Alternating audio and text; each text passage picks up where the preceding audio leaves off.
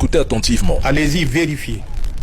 Aujourd'hui, là où je vous parle, à l'aéroport de Tourou, 15-20 km tout au plus à l'ouest de Parakou, vous verrez à Tourou, dans le W, l'ensemble des forces que nous avons expulsées par notre territoire et à travers la frontière avec le pays frère du Tchad s'est retrouvées ou se sont retrouvées sur le territoire béninois.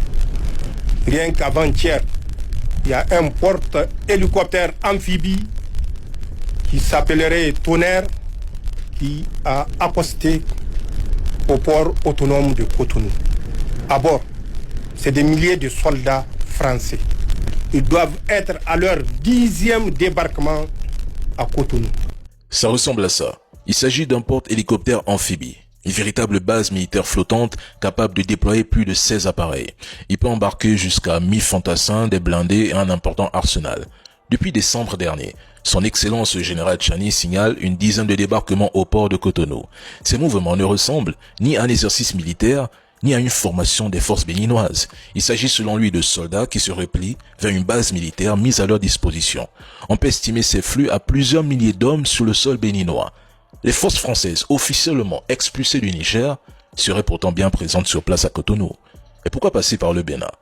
Parce que Cotonou joue ici le rôle de cheval de Troie idéal. Des bases comme celle de Toro serviraient de hub pour armer et former des groupes terreau puis livrer la nuit des armes par hélicoptère avec des immatriculations effacées afin de brouiller les pistes. L'objectif serait double: soutenir militairement ces groupes et mener un sabotage économique destiné à affamer le Niger pour le faire céder ou plier de l'intérieur. C'est un scénario qui rappelle la stratégie employée en Libye: s'aimer le chaos pour reprendre la main sur les ressources du pays. Le Bénin serait devenu un porte-avions français pour asphyxier le Niger sans tirer un coup de feu officiel. L'objectif final est de faire imploser l'AES en 3 temps: provoquer une révolte au Mali, provoquer un blackout au Niger, un soulèvement au Burkina, puis réinstaller Bazoum comme marionnette et relancer l'uranium à prix cassé sous le drapeau de la démocratie retrouvée.